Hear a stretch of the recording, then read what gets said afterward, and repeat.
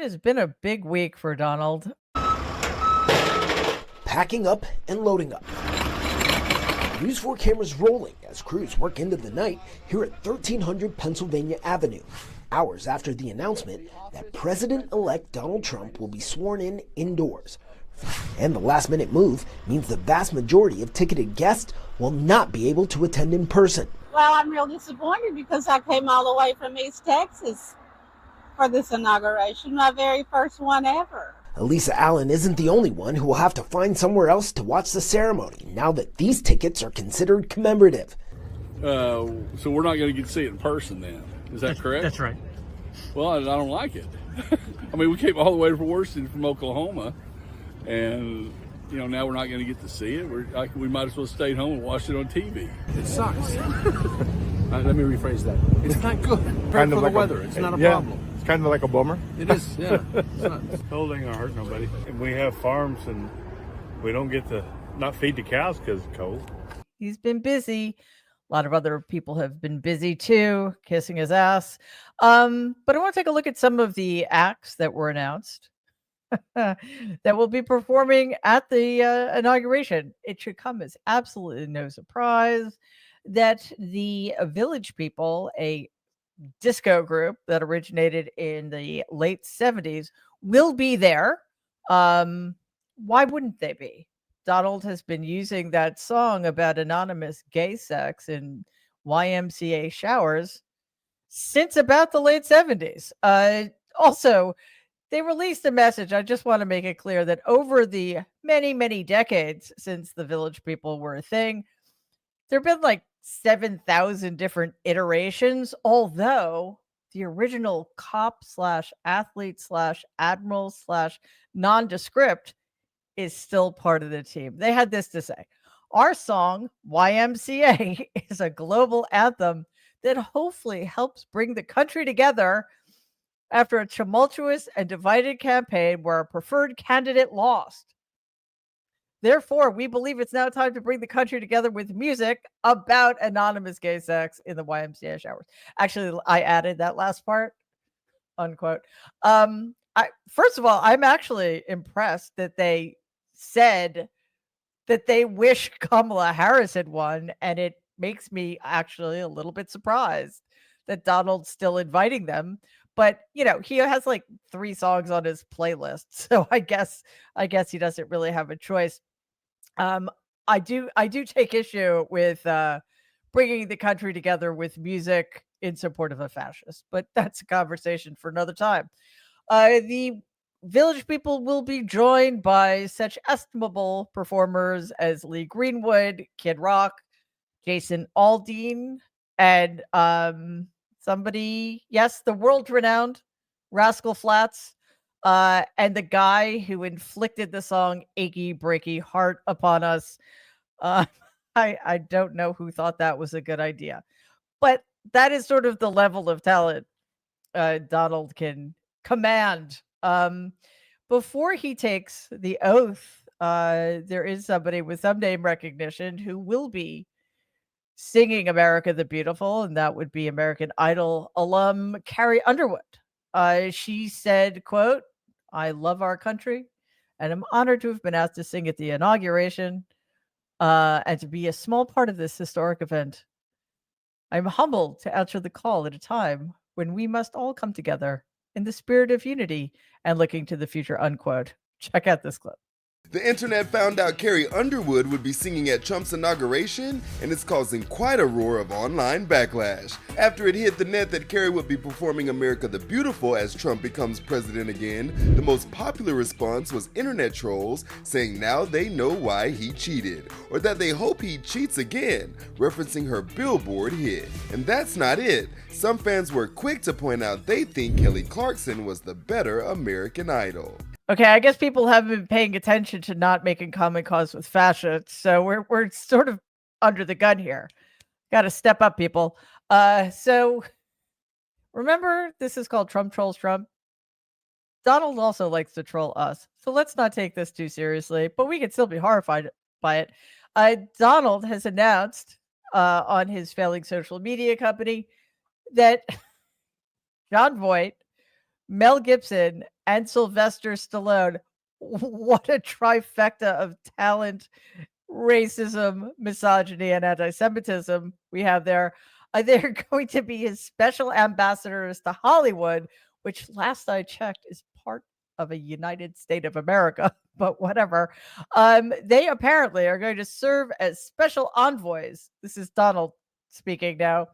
Special envoys to me for the purpose of bringing Hollywood to foreign countries. I don't think how any of that works.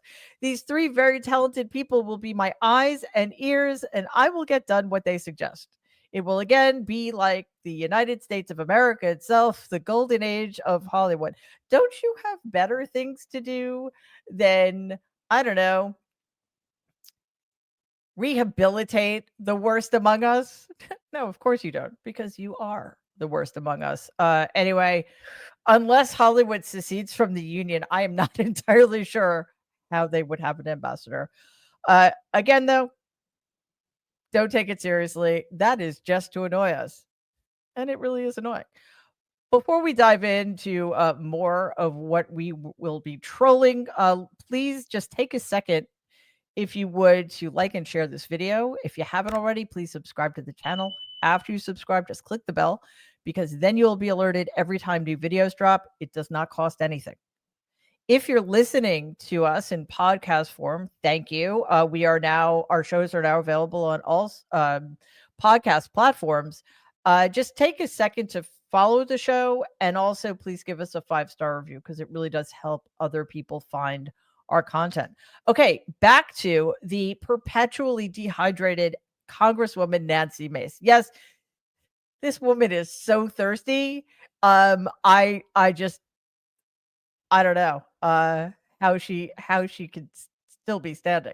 During a discussion of the civil rights and transgender rights during a House Oversight Committee meeting this week, Nancy Mace challenged Representative Jasmine Crockett to, quote, take it outside, unquote. Let's look at this clip. Somebody's campaign coffers really are struggling right now. So she gonna keep saying trans, trans, trans, so that people will feel threatened. And child, listen, I want y'all to tell me whether or Do not. not call me a child. I am no child. I want Don't to even find start. out I am a grown which woman. of those I am 47 years emails old. I have broken actually more have. glass ceilings than you Chairman, ever I will am in my reclaiming my life. time. You will not do that. I Order. am not a child. I am reclaiming my time. If you want to take it outside, Mr. Chairman, the committee is not in order. Order. Point of order. Point of order. Order.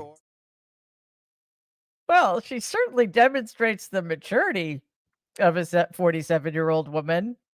Okay.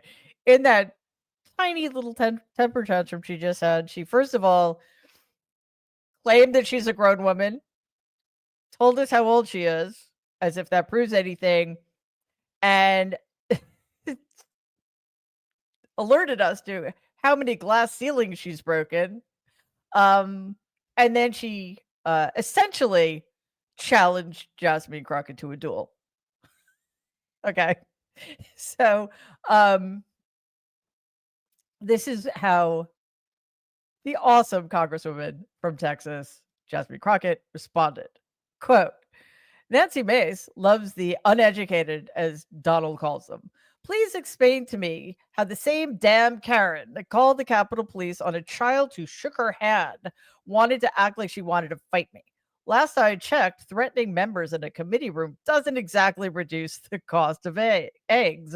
No, it does not. But it gets the incredibly thirsty Nancy Mace the media attention she most definitely does not deserve, but actually lives for.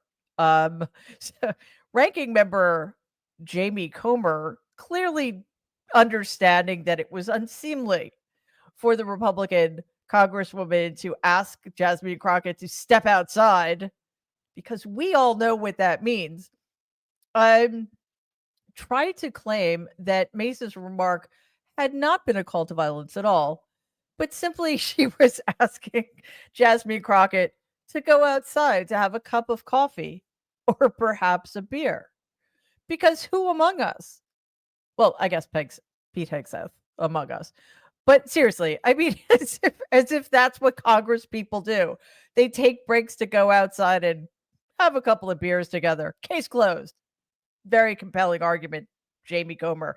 Speaking of Jamie Comer, um, he so rarely does his job as a legislature that he actually had time to write a whole ass book of fiction, essentially, about Joe Biden. Although some people are saying he wrote it in crayon and it's heavily illustrated. But whatever works. It's called All the President's Money. And Comer is already under fire for misstating the facts. In the book, Comer repeated statements allegedly made to him by Washington Post reporter Bob Woodward that Joe Biden was financially corrupt. It turns out that according to the source himself, Bob Woodward, none of that is true. Quote, the statements attributed to me in what is apparently his book are false, Woodward said. I made none of those statements he attributed to me. I repeat, none. He is peddling stories, conclusions, and allegations that just do not check out at all. Ever the diplomat and statesman, Jamie Comer's response for Bob Woodward was to kiss him in the ass. Or kiss his ass. Sorry. I don't know why I put it the other way. Yeah, kiss his ass. Because that is the level of maturity we've come to expect from the Republican dominated, that's also the wrong word, because they have a wafer thin majority. But yeah, these are people who don't know how to govern, and they do not know how to behave like adult human beings. Speaking of people who don't know how to behave like adult human beings, Melania was on Fox and Friends. You may not have known that because why would you? In a riveting conversation with the people who sit on a couch for a living, Melania talked about her book, which is being turned into a movie thanks to a $40 million gift from Jeff Bezos. Here's a clip, and my apologies in advance. Thank you for having me. It's an exciting time. It is. We were thrilled to hear that this was coming out. Well, the book was such a success, and I'm very proud, and I get so many messages and letters how they enjoy the book, and they would love, my fans and people would love to hear more from me. So I had an idea to make a movie, to make a film about my life. My life is incredible. It's incredibly busy. Behind the scenes, what is it like when you're moving back in the White House? What's different this time? The difference is I know where I will be going. I know the rooms where we will be living. I know the process. The first time was challenging. We didn't have much of the information. The information was upheld for us from previous administration, but this time I have everything. I have the plans. I could move in. That is enough of that. Wow, a liar, a grifter, and I think we can call this one the most vapid human beings who roam the planet. Seriously, but it is so exciting, so exciting. Don't buy the book, don't watch the movie, and don't believe a word she says. There's no way in hell that President Obama and Michelle Obama didn't do everything in their power to make the transition smoother, which is not at all what could be said about what Donald Trump and Melania Trump did to the incoming Bidens back in 2021. So yeah, I'm still feeling a little anxious from that. Let's move on to something also anxiety producing. This is something of a low note because it is Elon Musk posting a video on his failing social media platform, the once beloved Twitter, an excerpt from a Don Lemon interview about the great and glorious Elon Musk, is willing to defend America's First Amendment no matter the personal cost to himself. Check it out. Choose your question carefully. There's 5 minutes left. Okay, but so is this the question you want to ask? The same question is you said that they are killing the company, but you're the head of the company. The buck doesn't stop with you.